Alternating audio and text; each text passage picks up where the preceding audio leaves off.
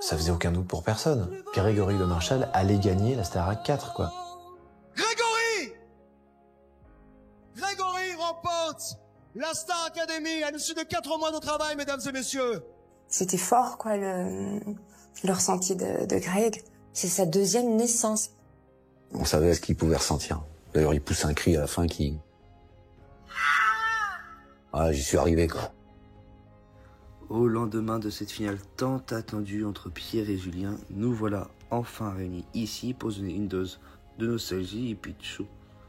Alors retour sur l'une des plus importantes émissions du PAF du XXIe siècle, la Star Academy.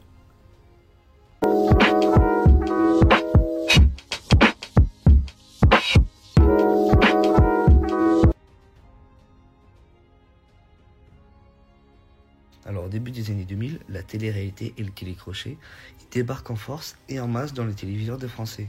Alors c'est à ce moment que c'était vraiment un nouvel aspect que l'on découvrait, puisque les chaînes n'étaient pas prêtes à ça, et surtout elles étaient centrées de base sur l'information, dans les années 50 avec l'URTF déjà, qui était bien un organe relié avec l'État. Et avec le temps, progressivement, 3 chaînes se sont formées, TF1, Antenne 2 et FR3.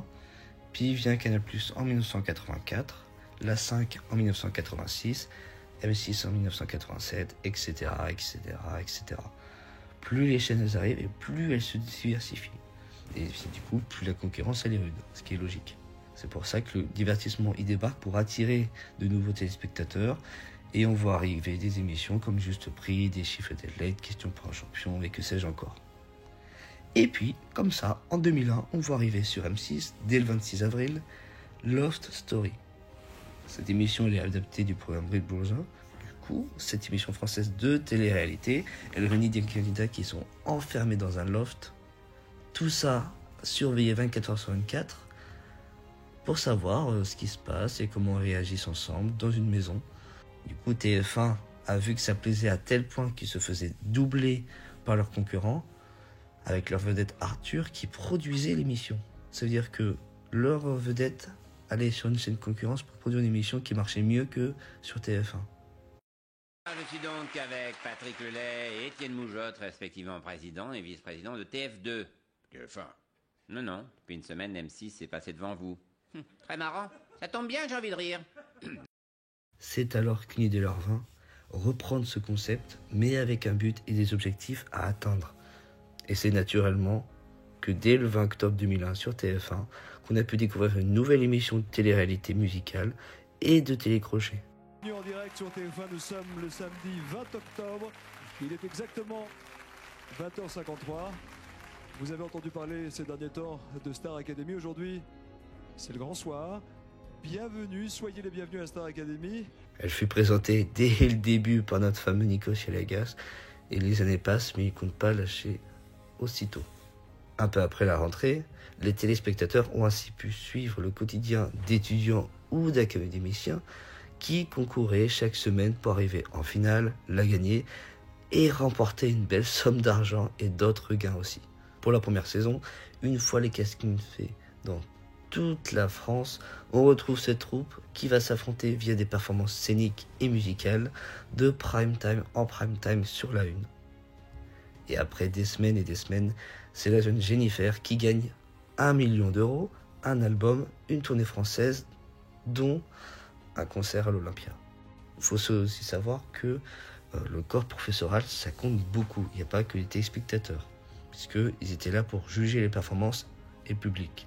Et en parlant de téléspectateurs, il y avait les moyens de voter directement via son domicile. En fait, il y avait juste à composer un numéro de téléphone ou à appeler en donnant le numéro qui est attribué à la personne, qui part de 1, qui peut aller de 1, 2, 3, 4, etc.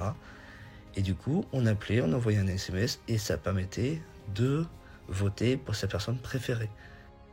Alors, les saisons ont passé et les artistes français comme internationaux se sont prêtés au jeu pour performer avec les élèves du château.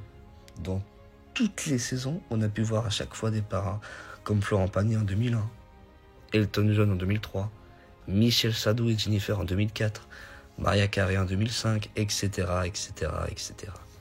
Les invités stars avaient été vraiment nombreux pendant toutes ces années, Et le fait de pouvoir chanter le tube avec son artiste plus ou moins préféré donne toujours une sensation inoubliable, que ce soit pour l'artiste comme pour le candidat, pour l'académicien. Une fois l'épreuve finie, les élèves, encore en compétition, en fait, ils retournaient au château de Damary-Lélis, qui est situé en Seine-et-Marne, et qui est un petit peu la résidence de ces académiciens. C'est là où on suit beaucoup leur parcours, leurs entraînements, leurs évaluations. Et dans la quotidienne, à l'heure où rentrent les ados, on pouvait voir du coup ces entraînements, les discussions et le fameux moment du coup de téléphone. De la balle. Ouais. Et hier, on a fait des crêpes et on... Ah, faut que je te lâche, j'ai plus le temps, c'est horrible, des bois, j'ai craqué, j'en ai marre, j'ai bien, j'en peux plus, tout ça, qu'on a bagarre, bisous. Comment c'est trop dur, t'as vu? En tout, on a pu assister à 8 saisons sur TF1 entre 2001 et 2008, et puis une 9e saison a été faite sur NRJ12 entre 2012 et 2013. Malheureusement, ça n'a pas forcément plu, puisque après, on n'a plus vu de Star Academy, sauf que, quelques temps après, le premier documentaire et anniversaire des 20 ans en 2021, diffusé sur TF1, en fait, il va montrer que les parts d'audience donnent un fameux potentiel pour relancer le programme sur cette fameuse chaîne. Et dès le 15 octobre au 26 novembre 2022, on retrouve les fameux principes de l'émission, son présentateur, animateur Nikos, une nouvelle brochette d'élèves qui vont s'affronter devant des professeurs et le directeur de cette promotion qui est nul autre que Michael Goldman, le fils de Jean-Jacques Goldman. Alors, on en vient maintenant à l'année dernière où l'on a pu découvrir la saison 11 dès le 4 novembre et qui s'est terminée hier en apothéose le 3 février.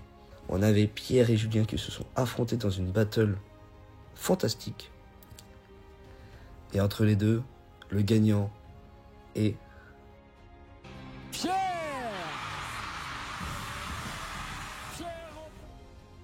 Et en attendant, on aura pu également savoir fin janvier que la saison 12 aura bel et bien lieu dès la rentrée 2024. Alors le show n'est pas prêt de disparaître. Voilà, l'épisode est maintenant terminé. J'espère vraiment que ça vous a plu. On se retrouve très vite pour une nouvelle vidéo. En attendant, c'était Nico. Passez une bonne matinée pour les lève-tôt, une bonne soirée pour les couches tard. Ciao. Ils ont partagé leur savoir-faire.